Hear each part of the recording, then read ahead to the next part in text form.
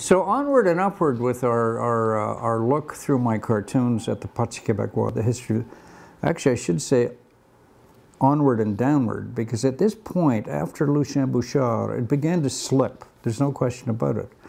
The popularity, the infighting within the Parti Quebecois. Bernard Landry was a militant who had been around for a long time. He'd been in René Lévesque's cabinet. I don't think they knew who to give the leadership to after Lucien Bouchard walked away in a huff. And so Bernard Landry, I have him here filling Lucien Bouchard's enormous shoe. Only one shoe. Remember, Bouchard has lost a leg. So that was a bit of an inside joke. He was an economic kind of guy, but he would get furious about one thing or another. So at one point I had suggested in a cartoon that maybe he could take anger management classes. He shuffled along with this sort of pipe dream. He said that Quebec was going to be separate in 1,000 days and that sort of thing. Led Quebecers into an election against Jean Charest and sunk the PQ boat. Charest won quite handily with that. And it's interesting that April 15th, the date of the election, and here I have the bus sinking, was the anniversary of the Titanic sinking. So Bernard Landry was out. Jean Charest was comfortably ensconced as the Premier of Quebec and got on with things. PQ needed another leader. And I think they tried to make another dramatic change. They thought, let's get somebody young and dynamic and progressive. In other words, somebody who sort of fits in with cafe society in Montreal. They went for that. André Boisclair was the logical choice. He'd been quite a competent cabinet minister in Landry's government, and indeed Bouchard's government before that. So he was put in place. The fact that he was gay, I'm delighted to say, didn't seem to matter. But there were other issues. He was walking a very, very thin line. And then when the cocaine issue, of course, apparently had indulged in cocaine, came up, the line in the drawing took on a lot more significance.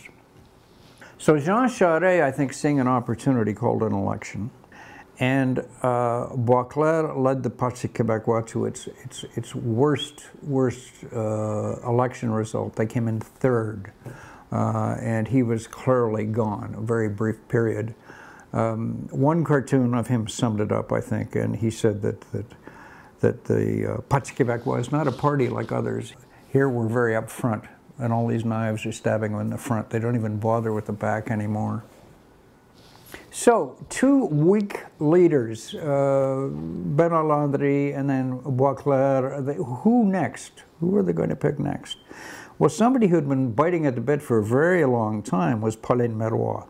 Again, she went back to the Lévesque days and had been a stalwart back in that time. Despite the fact that she was very rich and really didn't fit the profile of a classic Parti Quebecois sort of working class person. Well, she jumped into the mud pit, if you will, with Jean Charest, and there's sort of great exchanges over a period of time. Charest left and resigned, and so it was sort of an open field, and Pauline Marois ran an election against the newcomer, Monsieur Couillard, and won the first election, but she only won with the slimmest majority. Pauline Marois was getting some very bad advice, and some very embarrassing issues came up. She based the upcoming election on was the Quebec Charter of Values. My most popular cartoon of the last 10 years, I suppose, came about when Miley Cyrus in a video wrote a wrecking ball. And I saw it on the news and I thought, if you just add a few love handles to Miley Cyrus, it turns into Pauline Marois. So I drew this of Pauline Marois on a Quebec wrecking ball. Pierre Carpelado decided that he wanted to run for the Parti Quebecois. When he came in, I suggested that he wouldn't get on Pauline Marois' bus. Instead, he'd ride around in his own limousine. So she was defeated, and when Pierre Carpelado became the obvious candidate to take over the leadership, although that was contentious, and I puzzled over the business of how he was going to possibly lead Quebec out of Confederation. I mean, you know, he had raised a fist, you know, believing in Quebec first and that sort of thing. The only way I could imagine him doing so was perhaps in an odd way, like maybe buying Ile d'Orléans and calling it Paladostan or something and declaring himself king. It was sort of that kind of absurd situation. I started to have a lot of fun with him, and drawing him, for example, as sort of evil characters like the Joker and Batman and so on. He has that quality to him. But then he was gone. He quit. He resigned. Family reasons, this, that, and the other. Shock to everybody. No one saw it coming, I think. He was just, and he was gone.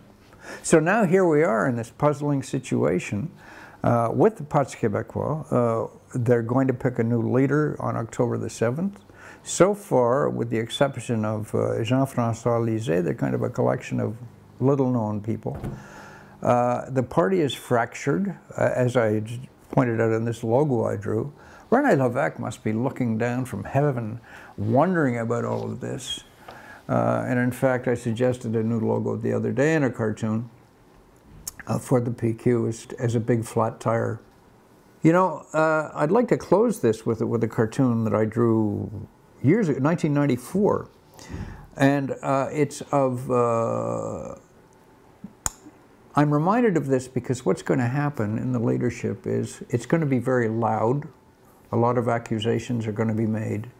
And most of the accusations will be conveniently made against Canada. So what goes around comes around. This next cartoon is called Put Up and Shut Up. And it's Quebec with a big drum, boom, boom, boom, and Canada carrying the drum saying, put up and shut up. You just have to do that. The interesting thing about this was Pierre Elliott Trudeau's favorite all-time cartoon.